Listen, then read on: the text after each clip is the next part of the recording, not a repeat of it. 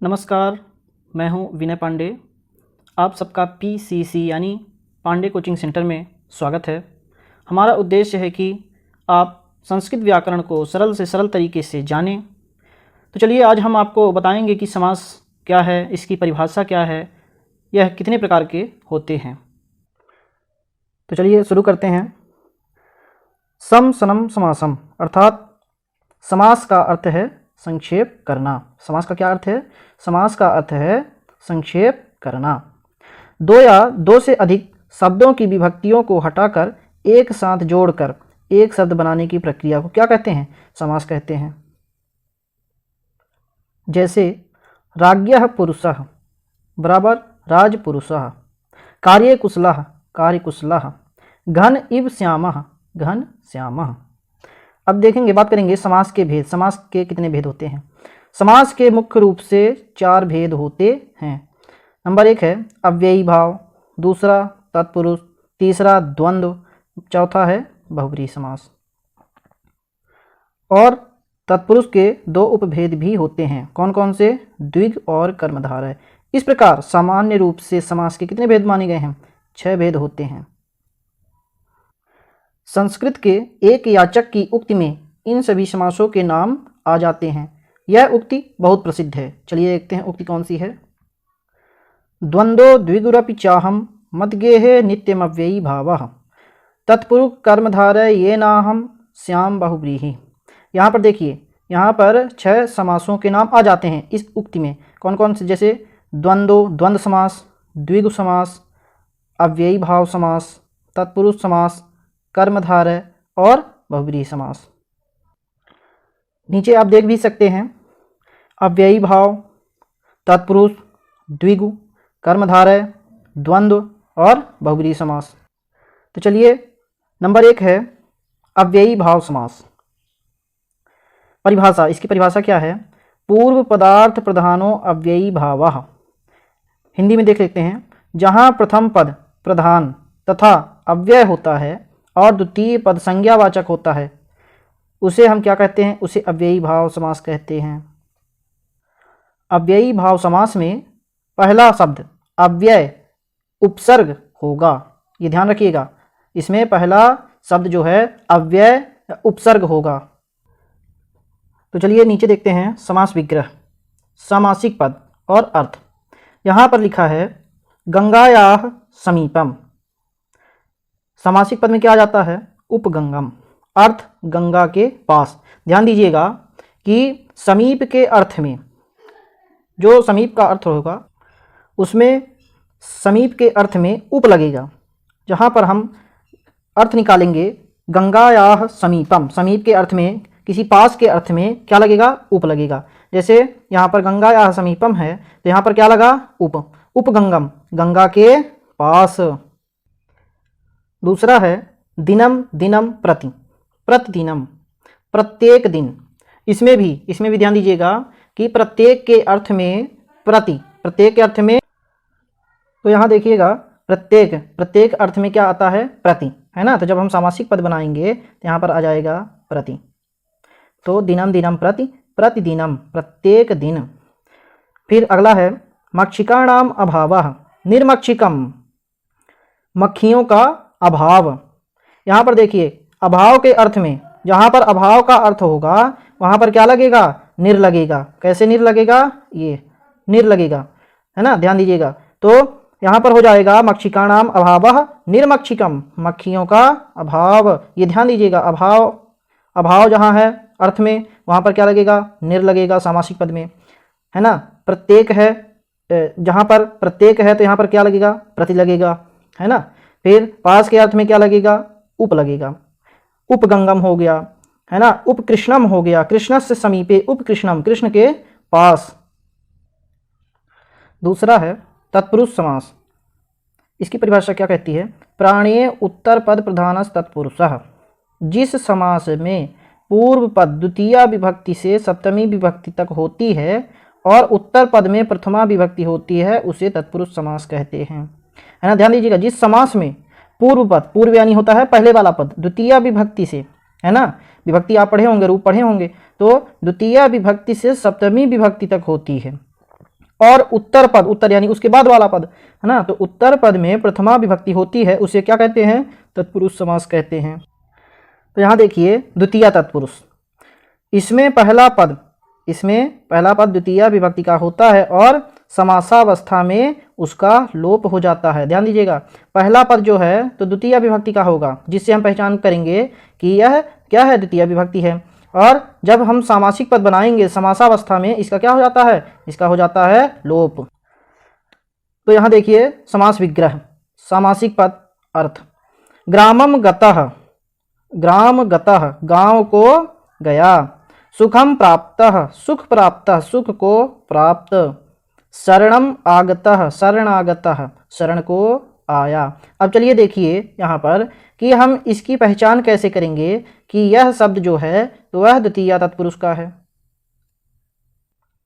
तो इसकी पहचान हम कैसे करेंगे? इससे करेंगे, ये यहाँ पर जो ग्रामम है ना, मम है, इसकी पहचान हम ऐसे करेंगे, या फिर को, है ना।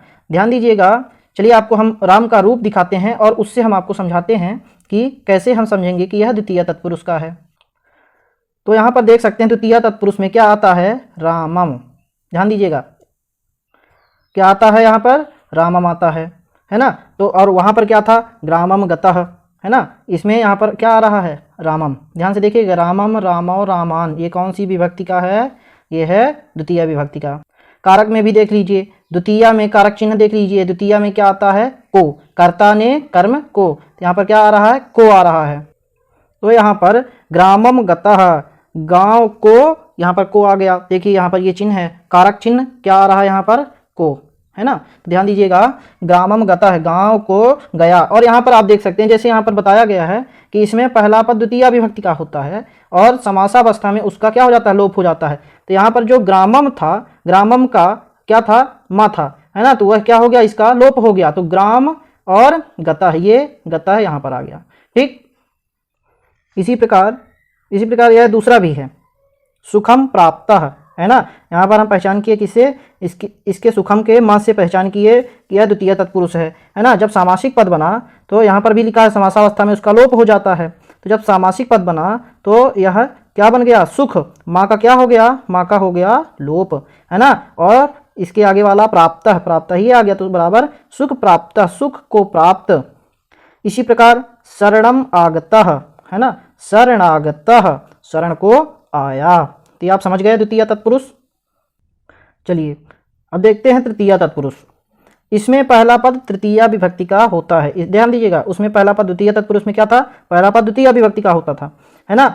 और इसमें पहला पद तृतीय विभक्ति का होता है और समासावस्था में इसका भी लोप हो जाता है ना। तो यहाँ पर समास विग्रह में देखेंगे शरणेन विद्ध, शरेण विद्ध, है ना। यहाँ पर क्या है? शरेण विद्ध, सरविद्ध, बाण से घायल, है ना। तो अब चलिए, अब आपको राम के रूप की फिर से आवश्यकता हो गई।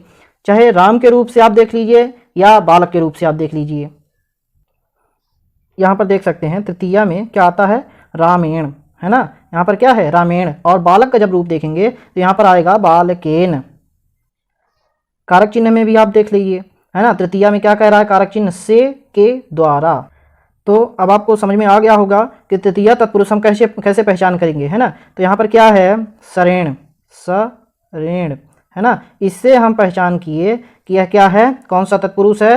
यह तृतीय तत्पुरुष है ना। और यहाँ पर अर्थ में भी देख सकते हैं, अर्थ क्या है? अर्थ क्या कहता है? से, के द्वारा, है ना। तो यहाँ पर बाण से आ रहा है ना। तो ये इससे भी हम पहचान कर सकते हैं, है ना। तो अब आप समझ गए होंगे तृतीय तत्पुरुष। यहाँ पर इस प्रकार है ज्ञानेन शून्य, यहाँ पर बालकेन है। अब आप सोच रहे हैं यहाँ पर अणा तो है ही नहीं, है ना। तो यहाँ पर कैसे पहचानेंगे? तो यहाँ पर ज्ञानेन आपको हम बताए हैं कि बालक के रूप से भी आप देख सकते हैं, तो बालकेन है, यहाँ पर ज्ञानेन है, ज्ञानेन शून्य, ज्ञान शून्य, ज्ञान से शून्य, है ना। जो अज्ञानी मान लीजिए, ज्ञान से शून्य, बिना ज्ञान के। यहाँ पर नीचे है सर्पेण दष्टः, है ना। सर्पेण दष्टः, सर्प दष्टः, सर्प से डसा। चलिए अब देखते हैं चतुर्थी तत्पुरुष। इसमें भी वही प्रक्रिया है। देखिए, इसमें पहला पद चतुर्थी विभक्ति का होता है और समासावस्था में उसका क्या हो जाता है? लोप हो जाता है ना। समास विग्रह, अब हम देखेंगे समास विग्रह, सामासिक पद और अर्थ। तो यहाँ पर दानाय पात्रम, दान पात्र, दान के लिए पात्र, है ना। अब राम के रूप को देखेंगे, राम के रूप में आता है रामाय, है ना। चतुर्थी में क्या आता है, रामाय आता है। तो हम इससे इसकी पहचान करेंगे कि यह चतुर्थी विभक्ति का है ना, चतुर्थी तत्पुरुष है। और के लिए, है ना, तो कारक में भी आप देख लेंगे तो कारक में आएगा के लिए, है ना। तो यहाँ पर दानाय, या से हम पहचान किए हैं कि यह क्या है, यह चतुर्थी है, और इसमें के लिए, है ना, इससे पहचान किए कि यह क्या है, यह चतुर्थी है। ठीक, तो यहाँ पर दानाय पात्रम, दान पात्रम। अब यहाँ पर सामासिक पद में उसका, समासावस्था में उसका लोप हो जाता है, तो या का क्या हो गया, या का लोप हो गया, है ना, यह गायब हो गया। तो यहाँ पर दान पात्रम, दान के लिए पात्र। इसी प्रकार धनाय लोभः, धन लोभः, समझ गए होंगे। या जब चला गया, गायब हो गया, इसका लोप हो गया, तो इसमें जब मिलेगा तो धन हो जाएगा, और लोभः, धन के लिए लोभ। इसी प्रकार दीनाय दानम, दीन दानम, है ना, दीन के लिए दान। जब इसका लोप हो जाएगा, ध्यान दीजिएगा, जब इसका लोप हो जाएगा तब क्या बचेगा, शुरू के दो। ठीक, और इसमें आके यहाँ पर पहले लिखेंगे दीन, फिर क्या लिखेंगे, जो ये रहेगा दानम। ठीक, समझ गए होंगे चतुर्थी तत्पुरुष। चलिए अब देखते हैं पंचमी तत्पुरुष। इसमें पहला पद पंचमी विभक्ति का होता है तथा समासावस्था में इसका लोप हो जाता है ना। तो समास विग्रह देखेंगे, रोगात मुक्तः, है ना, रोगात मुक्तः, रोग मुक्तः, रोग से मुक्त, है ना। तो यहाँ पर अब देखेंगे रोगात मुक्तः, यहाँ पर क्या है, किससे पहचान करेंगे हम, ता से, है ना। रामात रामाभ्याम रामई, सॉरी रामेभ्यः, तो इसकी हम पहचान करेंगे किससे, ता से, है ना। ध्यान दीजिएगा, ता से हम इसकी पहचान करेंगे कि यह क्या है, पंचमी तत्पुरुष। तो जब इसमें हम सामासिक पद बनाएंगे, समासावस्था में उसका लोप हो जाएगा, समासावस्था में इसका क्या हो जाएगा, लोप हो जाएगा। तो रोगात मुक्तः, रोग प्लस मुक्तः, है ना, ये आ जाएगा यहाँ पर, तो रोग मुक्तः हो जाएगा, रोग से मुक्त। अब यहाँ पर देखिए कारक चिन्ह में भी आप देख लीजिएगा, पंचमी में आता है से अलग होने के अर्थ में, है ना, अर्थ उसमें देख लीजिएगा कारक चिन्ह से अलग होने के अर्थ में। तो यहाँ पर आप देख सकते हैं, इसका कहना है कि रोग से मुक्त, है ना, रोग से क्या हो गया, अलग हो गया, है ना। इसी प्रकार अस्वात पतितः, अश्वपतितः, यानी घोड़े से गिरा, घोड़े से गिर गया, उससे क्या हो गया, अलग हो गया, है ना, अलग होने की स्थिति में अलग हो गया। इसी प्रकार भवनात् पतितः, भवन पतितः, है ना, भवन से गिरा यानी भवन से अलग हो गया, है ना। भवनात्, इसमें भी हम क्या किसे पहचान करेंगे, ता से पहचान करेंगे। और जब समासिक पद में आएंगे तो जिससे हम ता की पहचान किए हैं कि यह पंचमी तत्पुरुष का है, तो इसका क्या हो जाएगा, इसका हो जाएगा लोप हो जाएगा। तो यहाँ पर भवन और ये आ जाएगा पतिता है, यहाँ पर पतिता है, तो बराबर भवन पतिता, भवन से गिरा। अब देखिए, अब है षष्ठी तत्पुरुष, है ना। इसमें पहला पद षष्ठी विभक्ति का होता है तथा समासावस्था में उसका लोप हो जाता है ना। ये द्वितीय तत्पुरुष से सप्तमी विभक्ति तक, सप्तमी तत्पुरुष तक यही होगा कि पहला पद, पहले पद से पहचान होगी कौन सा तत्पुरुष है। और जब समासावस्था में सामासिक पद जब आएगा तो उसका क्या हो जाएगा, जिससे पहचान हुई थी उसका क्या हो जाएगा, लोप हो जाएगा। तो यहाँ पर देखिए समास विग्रह में क्या आता है, गृहस्य स्वामी, गृह स्वामी, घर का स्वामी, है ना। यहाँ पर आ रहा है गृहस्य। अब हम इसकी पहचान कैसे करेंगे, इससे पहचान करेंगे रामस्य, है ना। तो यहाँ पर गृहस्य, जैसे बालकस्य, है ना, तो यहाँ पर हम पहचान करेंगे इससे कि यह षष्ठी तत्पुरुष का है ना। फिर जब हम समासावस्था में इसका क्या हो जाएगा, इसका लोप हो जाएगा। तो यहाँ पर गृह और ये आ जाएगा यहाँ, तो क्या हो जाएगा, गृह स्वामी, घर का स्वामी। कारक में भी देख लेंगे, यहाँ पर क्या आता है, संबंध है ना। षष्ठी कारक में, षष्ठी विभक्ति में कारक में क्या आता है, चिन्ह संबंध, का, की, के, रा, री, रे। यहाँ पर घर का स्वामी है ना। दूसरा देख लेंगे, देवस्य पूजा, देवस्य ये कट जाएगा, बचा क्या, देव पूजा। यहाँ पर आ गया देव पूजा, देवों की पूजा, का, की, के, रा, री, रे। तो यहाँ पर क्या आ गया, देवों की पूजा। अगला देखते हैं, राज्ञः पुत्रः, राजपुत्रः, राजा का पुत्र। अब आप सोच रहे होंगे कि यहाँ पर राज्ञस्य तो है नहीं, तब इसकी हम पहचान कैसे करेंगे, षष्ठी तत्पुरुष, है ना। तो यहाँ पर देखेंगे हम राजा का रूप, है ना, राजा का रूप नकारांत पुल्लिंग राजन शब्द से, है ना। यहाँ पर राजन शब्द से जब उसमें षष्ठी विभक्ति जब हम देखेंगे तो आएगा क्या, राज्ञः, है ना। तो यहाँ पर क्या है षष्ठी विभक्ति में, राज्ञः, राजपुत्रः, है ना, राज्ञा राजा हो गया, राजा का ये रूप चल रहा है ना। तो यहाँ पर राजपुत्रः, राजा का पुत्र। चलिए अगला है सप्तमी तत्पुरुष। इसमें पहला पद सप्तमी विभक्ति का होता है तथा समासावस्था में उसका लोप हो जाता है। तो समास विग्रह जब देखेंगे, जले मग्नः, जलमग्नः, जल में डूबा हुआ, डूबा। तो राम के रूप में भी देखे होंगे, रामे, रामयोः रामेषु। तो यहाँ पर क्या है, जले, है ना, यहाँ पर जले है। तो जलमग्नः सामासिक पद में क्या आ जाता है, सामासिक पद में आ जाता है जलमग्नः, जल में डूबा। अब कारक चिन्ह में देखेंगे में पर, क्या रहा है, में पर, सप्तमी में देखेंगे, है ना। तो यहाँ पर जले मग्नः, इससे हम क्या पहचान किए कि यह क्या है, सप्तमी तत्पुरुष का है।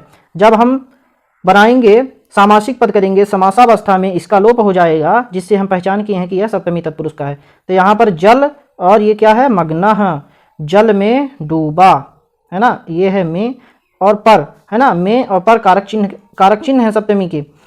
अब यहाँ पर अगला देखेंगे, कार्ये कुशलः। यहाँ क्या है, कार्ये कुशलः, कार्य कुशलः, कार्य कुशलः, कार्य में कुशल। शास्त्रे प्रवीणः, शास्त्र प्रवीणः, शास्त्र में प्रवीण, शास्त्र को अच्छा जानने वाला, है ना, प्रवीण। अगला है नञ तत्पुरुष।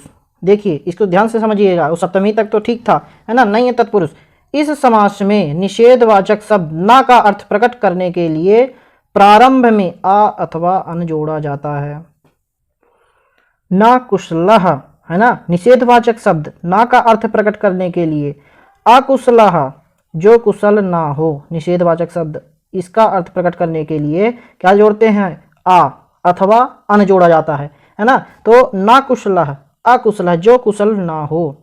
ना सत्यम, असत्यम, जो सत्य ना हो, है ना, जो सत्य ना हो, इसका हम सामासिक पद बनाएंगे असत्यम, है ना, समास विग्रह कर देंगे। कोई पूछेगा समास विग्रह कर दीजिए, तो ना सत्यम, है ना, क्योंकि कैसे करेंगे, क्योंकि यहाँ पर है आ, है ना। और ना उपस्थितः, अनुपस्थितः, जो उपस्थित ना हो। अब यहाँ पर देखिएगा, ना उपस्थितः, यहाँ पर अनु कैसे आ गया, यहाँ पर तो अन है ना। तो अब हम देखेंगे संधि में, संधि में क्या आता है, यहाँ पर ना है ना, प्लस उ है, बराबर क्या हो जाएगा, ये हो जाएगा, है ना। तो यहाँ पर देखिएगा, तो यहाँ पर क्या हो गया, अनुपस्थित, जो उपस्थित ना हो। इसी प्रकार ना धार्मिकः, अधार्मिकः, जो धार्मिक ना हो। ना सुखम, असुखम, जो सुखी ना हो, है ना। तो आशा करता हूं कि आप यहाँ तक समझ गए होंगे कि समास क्या है, समास कितने होते हैं। चलिए अगले पार्ट में हम आपको बताएंगे द्विगु समास, कर्मधारय समास, द्वंद्व समास और बहुव्रीहि समास।